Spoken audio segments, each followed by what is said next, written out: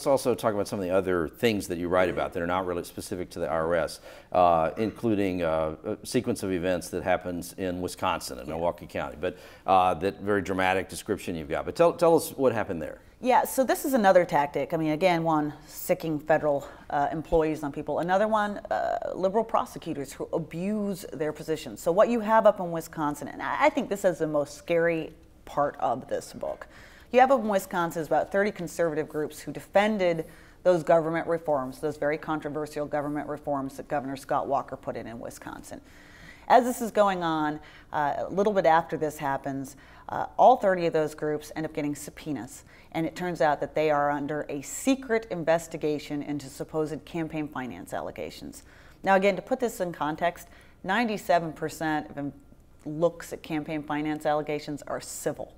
Okay, but now these people are the subject of a criminal inquiry into campaign finance allegations, and it's being done under a special law in Wisconsin called the John Doe Law, which allows the prosecutors to conduct it in secret.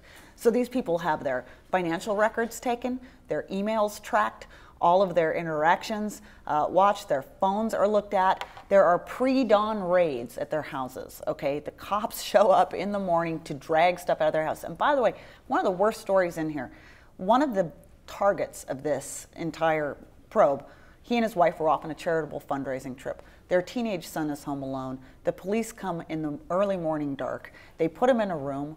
They tell him that he cannot call his grandparents who live down the road. He asks if he can call an attorney. They tell him no. They take things out of his house, leave, and as they leave, say, by the way, this is being pursuant under a gag order. You tell anyone what happened to you this morning, you can go to jail. So these are the kind of tactics that are being used. It's only because a very brave man came to the Wall Street Journal and told us what was happening in all this that this even came out in the end.